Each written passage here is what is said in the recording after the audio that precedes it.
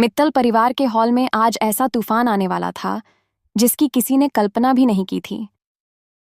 राध्या कांपते हुए हाथों में अपना मोबाइल लेकर पूरे परिवार के सामने खड़ी थी। उसकी आंखों में आंसू थे, लेकिन आज उसके चेहरे पर डर नहीं बल्कि सच्चाई की ताकत दिखाई दे रही थी। दादी जी बार बार गुस्से से उसे घूर रही थीं। तभी राध्या बोली, आज मैं सबके सामने वह सच बताने वाली हूं जिसे सुनकर आप सभी हैरान रह जाएंगे। ओमकार जी, दिव्यम, प्रथम और घर के बाकी सदस्य एक दूसरे का चेहरा देखने लगे। राध्या ने मोबाइल में रिकॉर्डिंग चला दी। रिकॉर्डिंग में दादी जी की आवाज साफ सुनाई दे रही थी। तांत्रिक जी, किसी भी तरह इस लड़की को हमारे रास्ते से हटा दीजिए। जब तक राध्या इस घर में है, मेरा पोता मेरे नियंत्रण में नहीं आएगा। यह सुनते ही पूरे हॉल में सन्नाटा छा गया। दिव्यम गुस्से में खड़ा हो गया। दादी, आपने ऐसा कैसे सोच लिया? ओमकार जी की आंखें लाल हो गईं। मां, आपने हमारे ही घर की बहू को नुकसान पहुंचाने की बात की। दादी जी के चेहरे का रंग उड़ चुका था, लेकिन अगले ही पल उन्होंने रोने का नाटक शुरू कर दिया। वह जमीन पर बैठ गईं और जोर जोर से रोने लगीं। ये लड़की झूठ बोल रही है। मैंने ऐसा कुछ नहीं कहा। ये मुझे बदनाम करना चाहती है। राध्या भी रो पड़ी। मैं झूठ नहीं बोल रही हूं दादी जी। आपने मेरी आंखों के सामने उस तांत्रिक से मुझे खत्म करने की बात कही थी। तभी अचानक दरवाजा खुला। सबकी नजरें उधर चली गईं। दरवाजे पर वही तांत्रिक खड़ा था। उसके चेहरे पर गुस्सा साफ दिखाई दे रहा था। वह सीधे दादी जी के सामने पहुंचा। अरे पागल औरत! तांत्रिक की आवाज सुनकर सभी चौंक गए। तुम्हारा पोता और उसकी पत्नी राध्या जन्म जन्मांतर से एक दूसरे के साथ ही हैं। भला शिव और पार्वती कभी अलग हुए हैं? दादी जी हैरान रह गईं। तुम मेरे खिलाफ बोल रहे हो? तांत्रिक हंस पड़ा। मैंने बहुत गलत काम किए हैं, लेकिन अब मुझे अपनी गलती का एहसास हो चुका है। इसके बाद तांत्रिक ने एक ऐसा राज खोला जिससे पूरा परिवार हिल गया।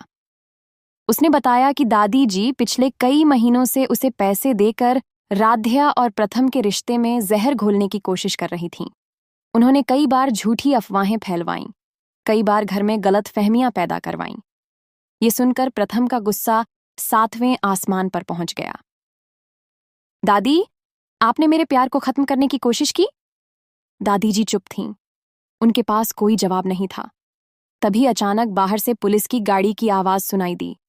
सब लोग बाहर दौड़े। पुलिस इंस्पेक्टर घर के अंदर आया।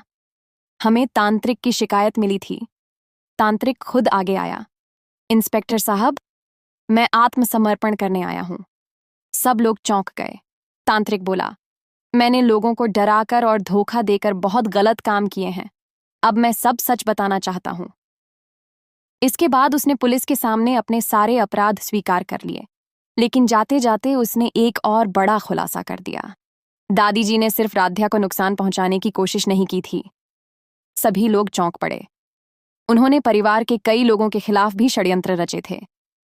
ये सुनते ही ओमकार जी का दिल टूट गया।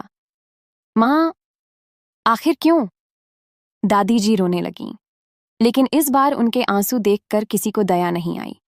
तभी प्रथम ने राध्या का हाथ पकड़ लिया। आज से कोई तुम्हें नुकसान नहीं पहुंचा सकता। राध्या की आंखों में खुशी के आंसू आ गए।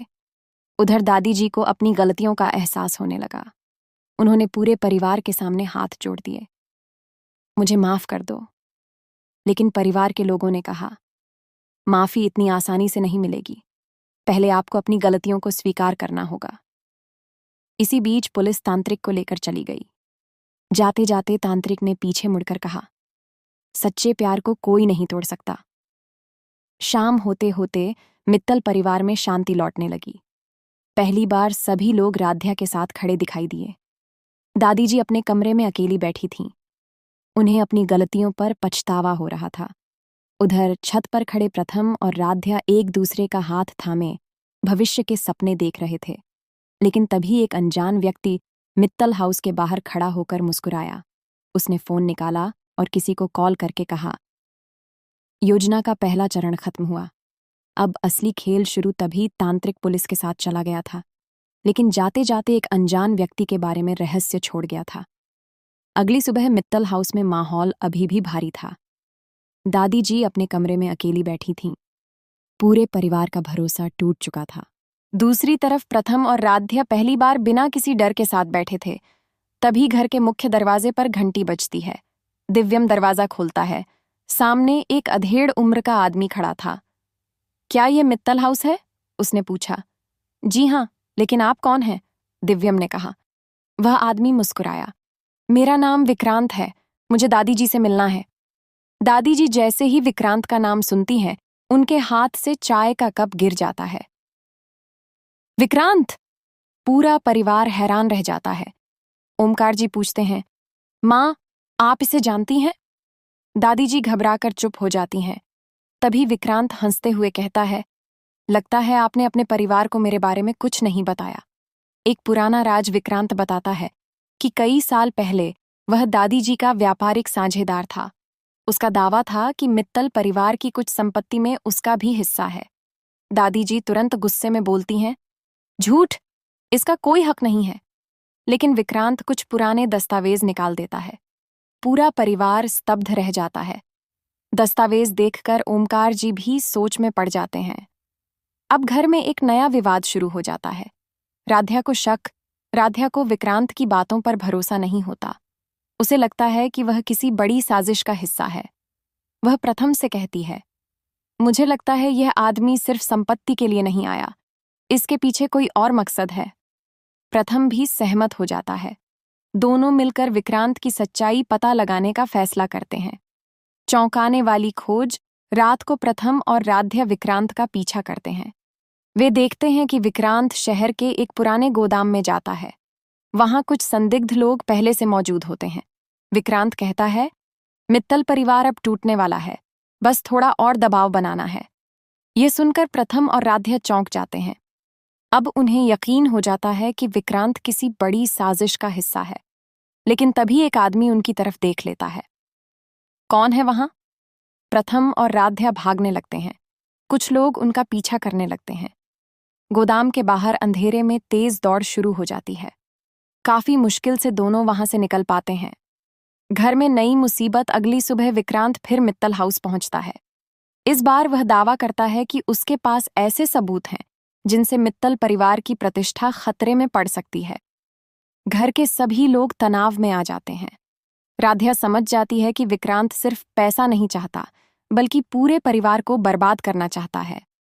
एपिसोड का क्लाइमैक्स। रात में राध्या अपने कमरे में बैठी होती है।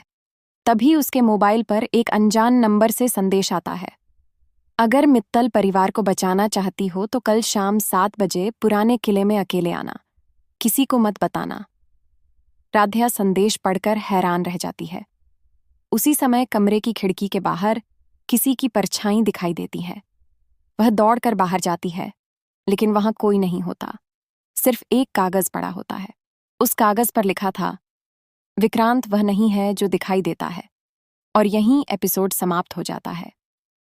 अगले भाग में पुराने किले का रहस्य, विक्रांत की असली पहचान और मित्तल परिवार पर मंडराता नया